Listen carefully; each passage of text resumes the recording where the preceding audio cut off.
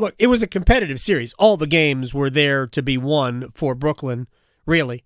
Game 1, they had last-second bucket by Jayson Tatum.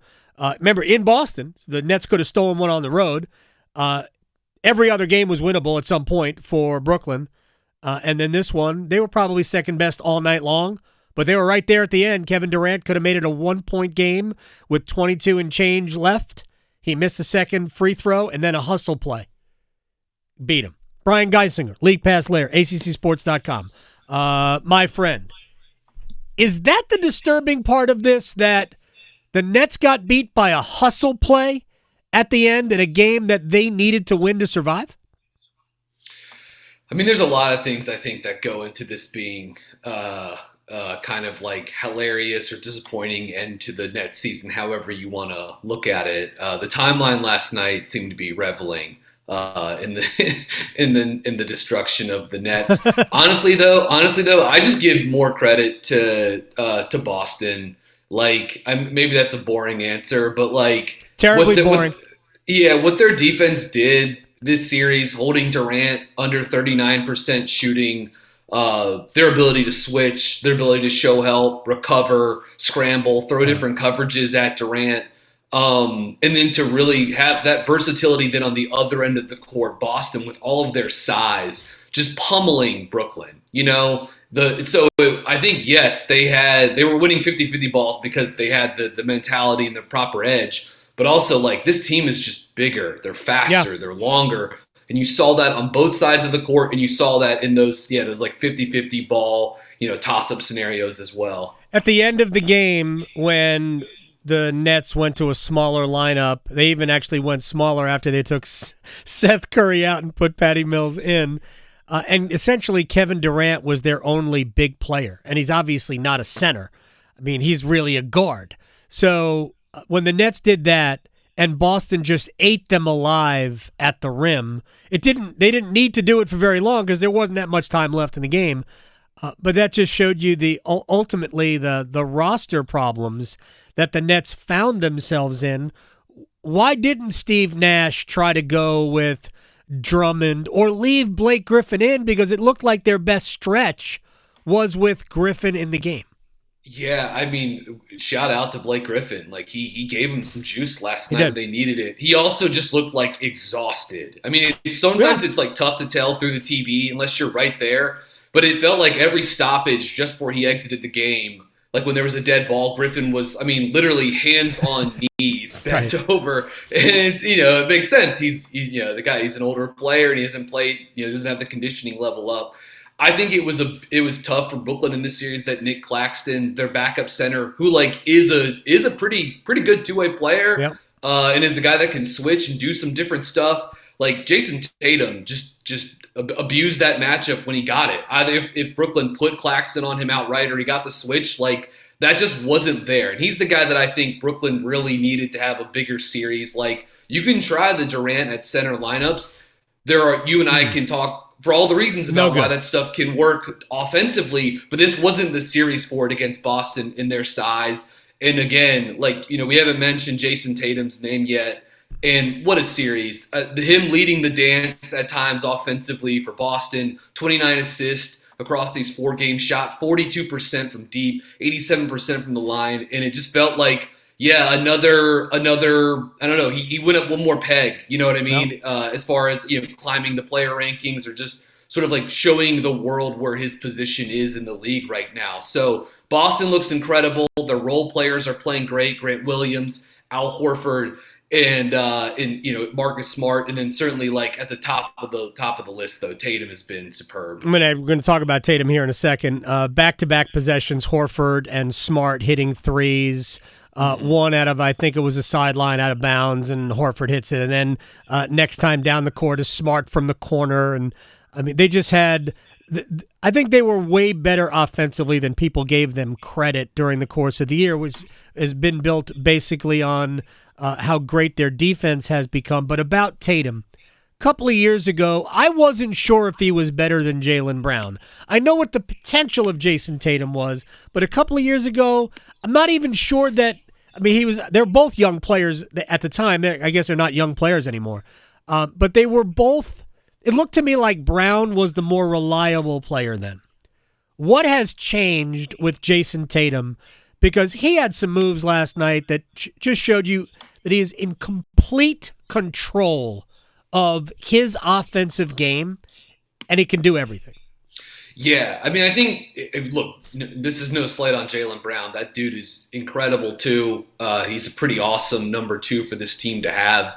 And I think he's one of those guys that can maybe a little bit more reliably than Tatum get to the rim, just like straight have the ball from 20 feet out and just like straight line drive, first step, that kind of stuff. That I think he has maybe a little bit more juice there, but Tatum as like an on-ball primary creator he's just leaps and bounds better than Jaylen Brown. Like Jaylen can give you that stuff occasionally, but Tatum is the ultimate like apex level, wing creator, the guy that every team in the NBA wants. And the fact that he can like play defense too, like both on the ball guarding Durant or causing havoc as a team defender. But really for him, I just think it's like the slow and steady and then progression as a pick and roll passer. And like that slow burn has moments where there are just these like sort of like transcendent leaps too, where it's steady progress. Then boom, you see it in a playoff setting and you're like, wow, okay, that's actually different. And so I don't know. I would just say Tatum, what he's been able to do within the confines of this Boston offense that is now introducing like far more player movement, ball movement. The ball was sticking with them so much early in the season. And it was just your turn, my turn with Tatum and Brown.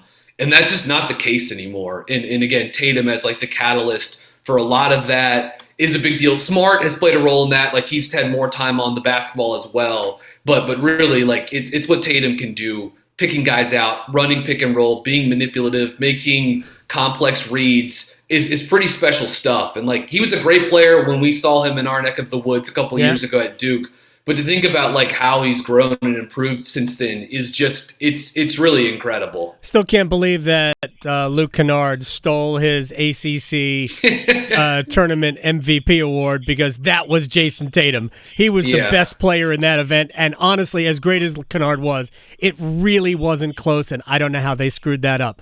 I'll never forget seeing Danny Ainge, who at the time was the president of the Celtics, at all 3 of those Duke games up in Brooklyn. We'll never forget that. And I don't think it's like a shock to the system that they were very happy to get Tatum at 3 in that draft. My gosh! All right, real quick about the Nets. First of all, Kyrie Irving can opt out of his contract. He has a player option for this year at about, let's just say, $35 million. He is eligible for the Supermax at roughly $50.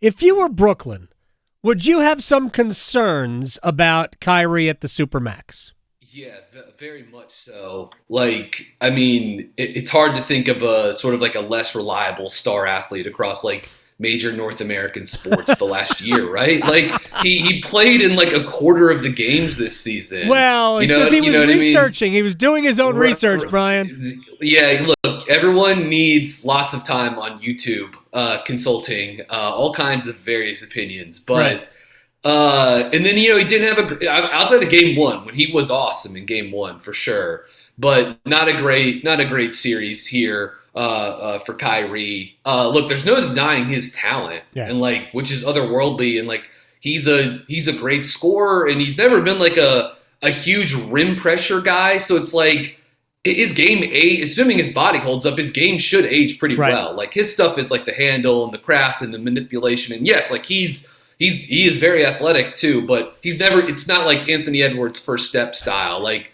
so I do think it's like if you could get. I don't know. It's like if you can, again, he's really, really good, and he's got Brooklyn in a tough spot. Like they kind of have to do this, They're going to probably have to max him out. But who knows? Maybe both sides will decide they want to, part ways after the season. It doesn't seem like that based off of what Kyrie said following the game. They almost have to do it for Kevin Durant because they came here as a package, and I think Durant and Kyrie want to play with each other. But just getting past the joke. Kyrie Irving is unreliable physically, aside from his decision this year to only be eligible to play in half the games. And that's the other part of why I would be concerned if I were Brooklyn. Is Ben Simmons playing for the Nets next year, or are they going to use him as an asset to get something else? I'll say yes, that he's going to play, because similar to a year ago, and I feel like a little uncomfortable commenting on some of the Simmons stuff just because of the, some of the stuff around mental health. Like, sure. I try to be like, I know you do the same. Try to be like a little mindful of that stuff. I'm sure it's a problem. All right, but I'm sure it's a factor. Yeah. I think he's like, it seems like he's going through it right now based off of like everything that's happened the last year up through this week, So I think he'll be back, but like, I don't know, man. Like, both sides got to come together and like try to figure this out. Luckily, at least there's no rush to get him back. Like, the season doesn't start for 5-6 months from now. So just making sure he's healthy, making sure the back is okay, and making sure he's in a place that he can be helpful and contribute. Like, he makes a lot of sense next to Durant and Kyrie. Like, they could have used the ideal version of Simmons a lot, Sure. This season down the stretch and in this playoff matchup. Like, he's a great player to throw at Tatum or Brown. Like, he's sort of like one of the guys on planet Earth that's built to guard those dudes. So my thought would be they can figure something out. They've got time, and it's just like shopping him. I just, trying to find a trade partner, like, that was already hard enough, and like the Harden thing just kind of fell into the lap here. So I will say he's back, but again, I guess nothing would surprise me. I just don't see a way for Brooklyn to get someone of that stature or a collection of assets back of, that is sort of like up to what they deem or what they would think Simmons' actual like value should be. So my thought is that this whole team is back, and they just find some more 3-and-D wings to put around, which, I mean, that's easier said than done. But my guess that they do that. Brian Geisinger, League Pass Lair, ACCSports.com. I want to move on to the Sixers and the Raptors real quick. How about Simmons to Utah for Rudy Gobert? Yeah, I mean, it's an interesting thought for sure. Perfect place for him, Utah. Perfect place for Ben Simmons. Yeah, it wouldn't really help out Utah's. They would need a center after that, right? But play Simmons at center. Yeah, I mean, I don't think that's the ideal version. I think Simmons is like a small ball complement at center. Occasionally can be okay. It's not how he's best used defensively, but it's an interesting thought. And like, yeah, like Utah seems like they're on the precipice of probably needing to potentially blow this up as well. No question. All right. Charles, so this is the only part of this I want to handle because I ultimately believe that Philadelphia is going to win this series, whether it's in Game 6 or Game 7. More than likely, it seems, Game 7. Barkley and Shaq last night on TNT were super critical of Embiid and Harden. Are they right? I think the stuff with Harden is justifiable. It's like it. But how much can you be mad at a guy if he's just like lost a step? It's like people get older. It's right. Like it's not 2018 anymore for James Harden, unfortunately, and for the Philadelphia 76ers as well. Like, I do think the stuff with Embiid, it's like if the thumb is bothering him that much, you know what I mean? Mm-hmm. Then obviously you want to see him try to tough it out and play, but he's got to be more effective if he's going to play in this capacity. You know what I mean? And it's tough because the Raptors are throwing all kinds of different coverages at him. They're double teaming him in the middle of the court. They're scrambling around on the backside. They're making it really, really tough, and he can't catch the ball like in his money spots.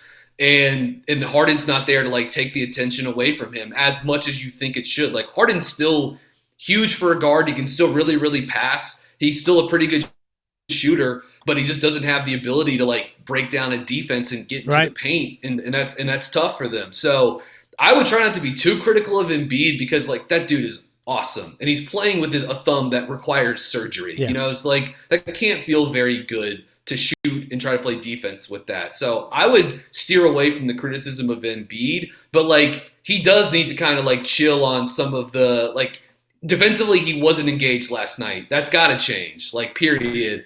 and like him getting into it with the refs 2 games ago, like got to get away from that. Right. So you're up in the series, man. Like just play basketball. You're better than everyone else on the court. Like do your thing. So I don't know. I would try to not be too hard on them because they're still up 3-2. Now maybe that conversation shifts if they do in fact. Which I don't think they will, but if they somehow do blow the three, well, that's where we'll find Jay Wright next if they blow the 3-0 series lead. Yeah. All right, final thing. We really have just a few seconds. I watched part of the Mavericks blowout win of the Jazz last night, but I did not catch the best of the Luka Doncic show. Now, I saw the highlights earlier today. I can't even explain what that was other than a magic show. What he was doing under the basket against Rudy Gobert on the wing, I mean, that's as much as I have seen an offensive player show versatility and feeling it that I have seen all year long. Yeah, he's incredible. And again, I'll be brief, but it's like we talked about Tatum earlier.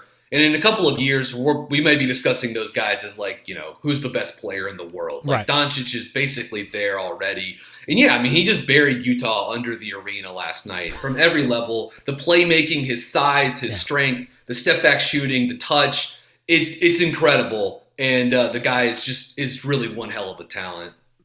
It just was absolutely otherworldly to watch. Brian Geisinger, thank you very much for doing this. I appreciate it. We'll talk to you Friday. You and Brendan and research. You'll be here, hopefully. And definitely. Brendan will join us as we talk NBA playoffs on Friday. Thanks, man. We'll do it again soon. You guys be good. You too.